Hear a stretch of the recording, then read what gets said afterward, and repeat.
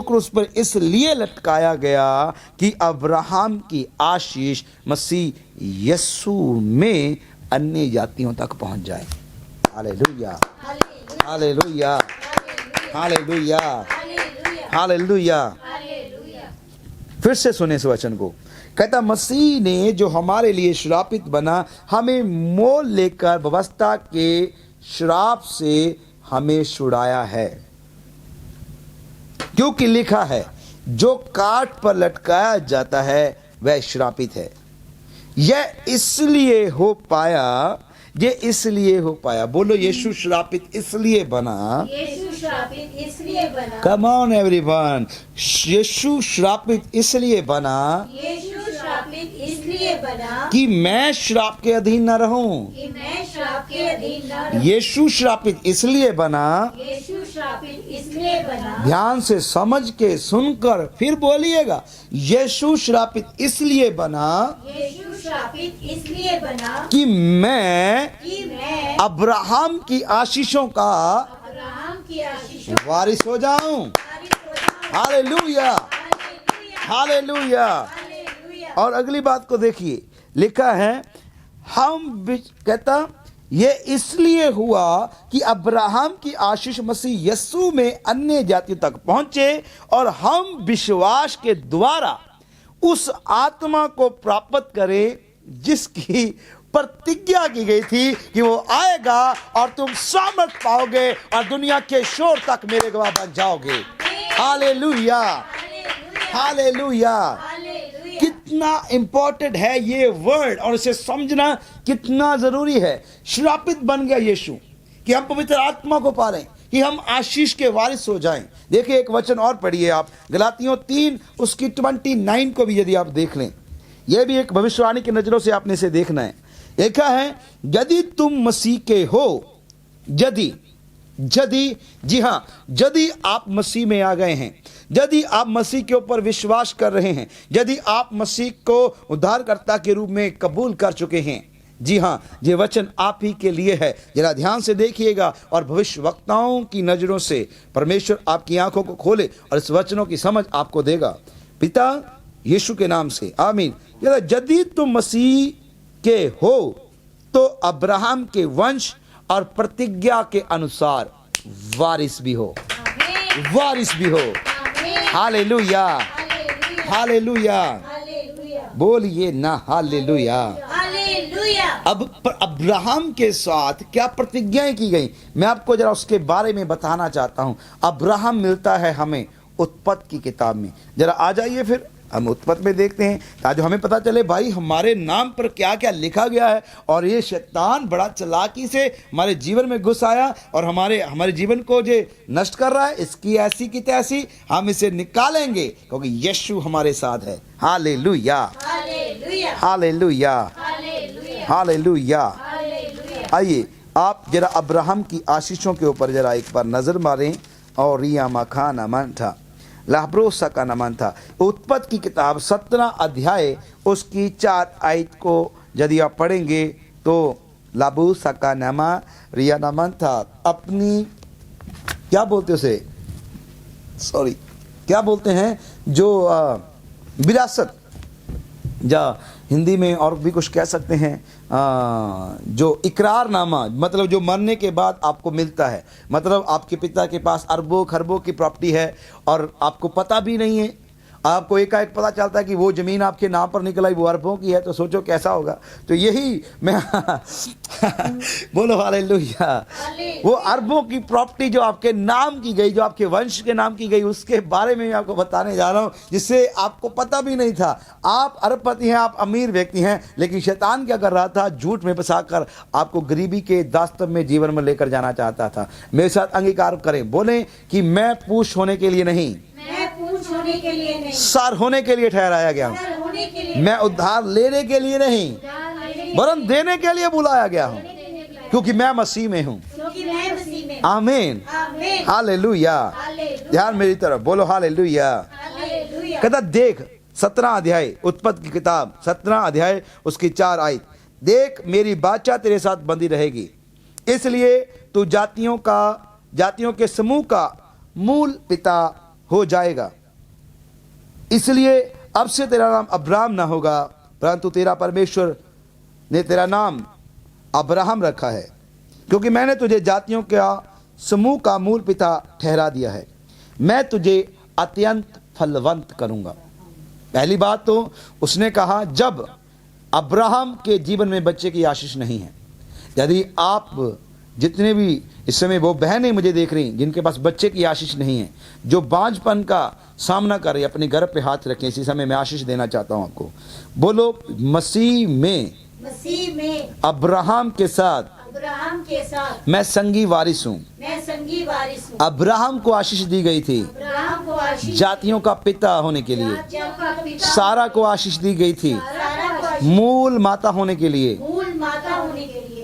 मैं मसीह में उस आशीष को ग्रहण करती हूँ। मेरा वंश बढ़ने पाए यीशु के नाम से, आमीन। देखेंगे आप अद्भुत छुटकारे को, अलौकिक छुटकारे को। फिर से मैं आपको कहना चाहता हूँ, जितनी भी बांझ बहनें मुझे देख रही, अपने गर्भ पे हाथ रखें। फिर से मैं से दोहराना चाहता हूँ, पता नहीं क्यों। बोलो, परमेश्वर ने हमारे पिता अब्राहम के साथ वाचा बांधी थी। परमेश्वर ने हमारे पिता अब्राहम से वाचा बांधी थी। परमेश्वर ने हमारे पिता अब्राहम के साथ वाचा बांधी थी कि तू मूल पिता होगा, तेरा वंश अत्यंत फलवंत हो जाएगा। ओए शैतान, तू बांझपन को लेकर नहीं आ सकता, क्योंकि मसीह में, कम ऑन, मसीह में अब्राहम के साथ मैं संगी वारिस हूँ। गेट आउट मेरी जिंदगी से, निकल यीशु के नाम से, आमीन। आप आशीषित हैं, बोलो आमीन, हालेलुया। कहता कि तू जातियों का मूल पिता होगा और तू अत्यंत फलवंत होगा। और देखो आगे क्या लिखा है, मैं तुझे अत्यंत फलवंत करूंगा और तुझको जातियों का मूल बना दूंगा और तेरे वंश में राजा उत्पन्न होंगे। हेलो, तेरे वंश में। वचन क्या कहता है? यदि तुम मसीह में हो, अब्राहम के वारिस हो, वंश हो तुम अब्राहम का। और वचन कहता है, क्या खुदा झूठ बोल रहा है? खुदा कहता है कि तेरे वंश में राजा पैदा होंगे। बोलो, मैं एक राजा हूं।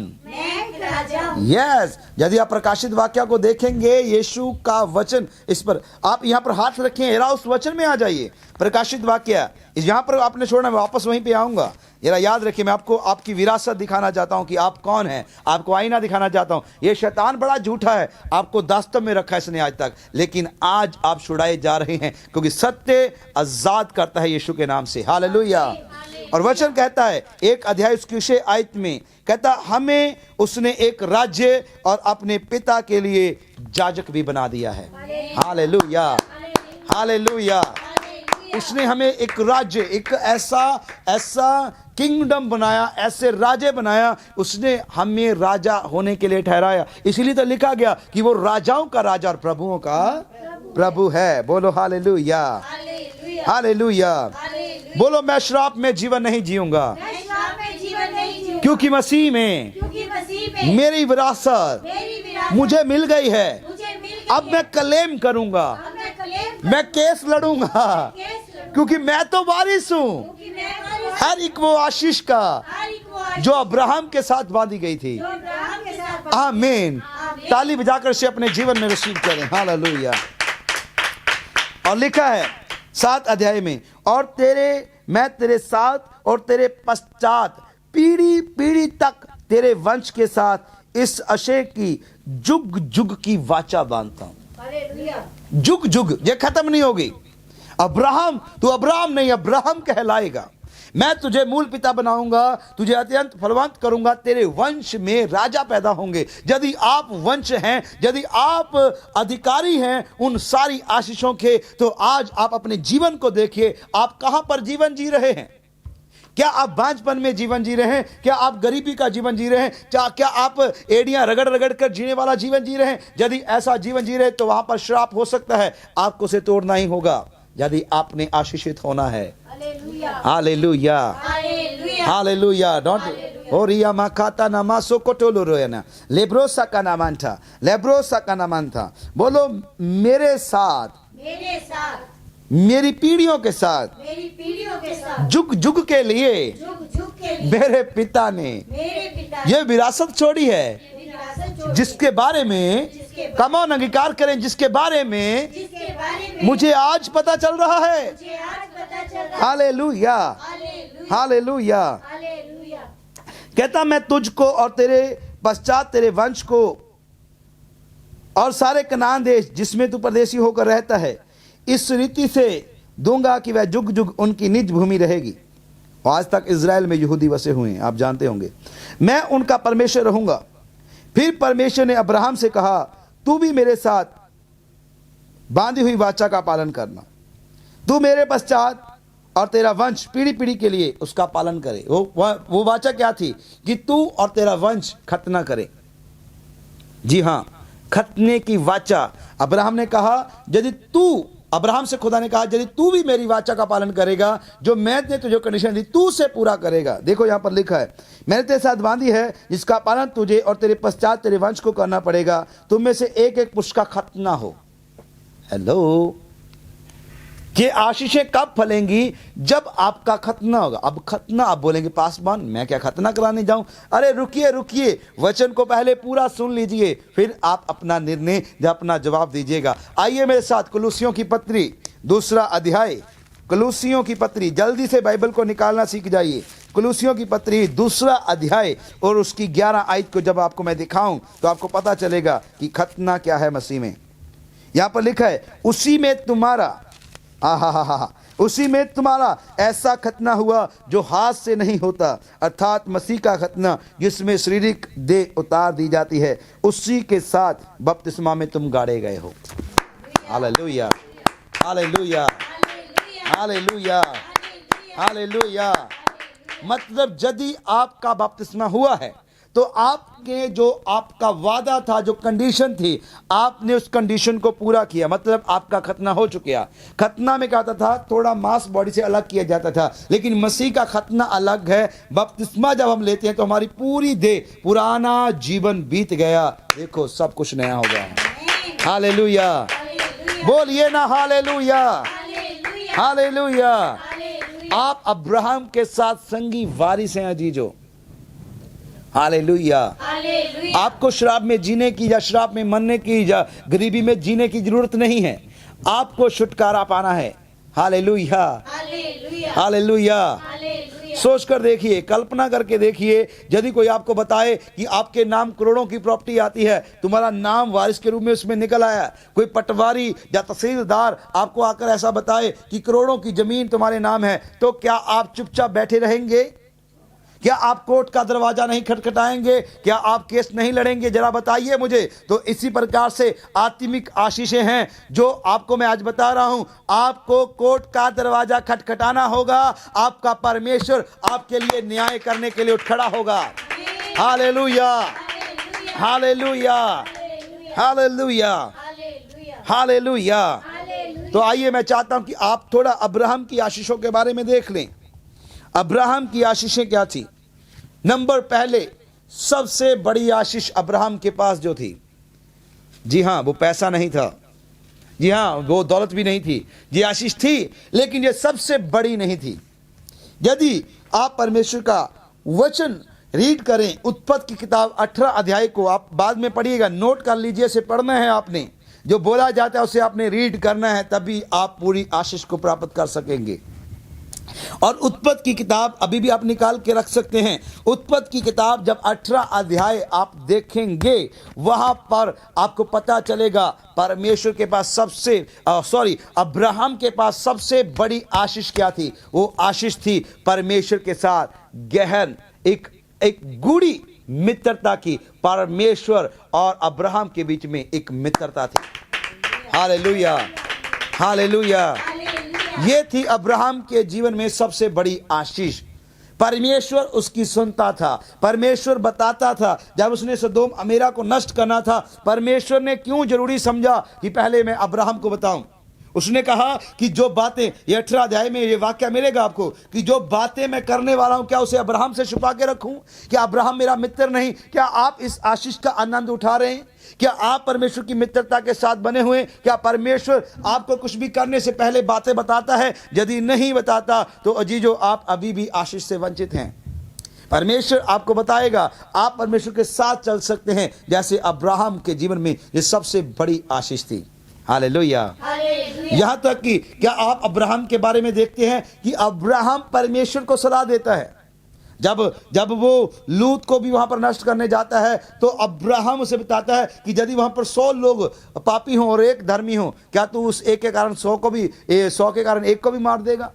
और ये सारी बातें कर पाया अब्राहम, क्यों? क्योंकि अब्राहम परमेश्वर की संगति में चला, उसके साथ उसकी गहन जो मित्रता थी। आपके जीवन में ये आशीष है अजीजो। Hallelujah, hallelujah. मसीह में आप पिता की सहभागिता, जो आप दूर थे, पता है, आप जैसे मेरे पीछे आप पर्दा देख रहे हैं, ऐसा पर्दा था परमेश्वर और आपके बीच। क्या हुआ जब यीशु सलीब के ऊपर उसने अपनी जान दी, अपने लहू का बलिदान दिया? क्या हुआ?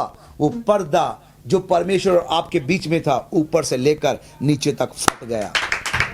Hallelujah, hallelujah.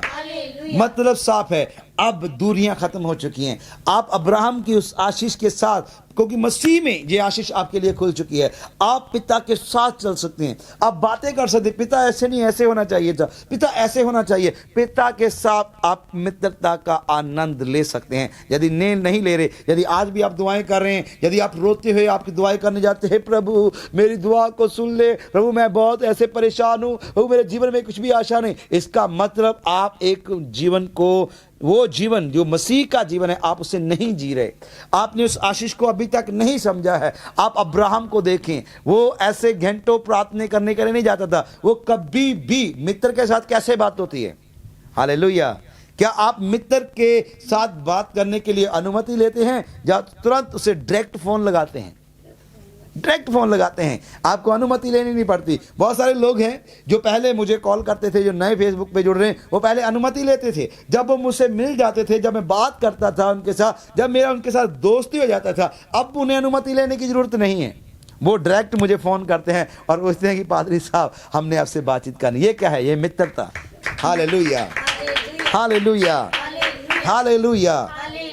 तो जी, जो आपने भी परमेश्वर के साथ मित्रता का आनंद लेना है। परमेश्वर आपका मित्र है। आप रोते हुए या एड़ियां रगड़ते हुए या शोकित होते हुए उन आशीषों को मांगते हुए एक भिखारी का जीवन नहीं जी सकते। आपका परमेश्वर मित्र है, और जिसका मित्र परमेश्वर हो जाए। हालेलुया। हम गीत गाते हैं ना, यार आंदा यार मेरा यसू, सच्ची सरकार मेरा यसू, हालेलुया, हालेलुया, यसु मेरा यार है, हालेलुया, हालेलुया, यसु मेरा दिलदार। हालेलुया। वो आपका यार है, वो यारों का यार है। फिर अब्राहम के पास आशीष थी जातियों का पिता होने के लिए, मैंने आपको पहले से बता दिया।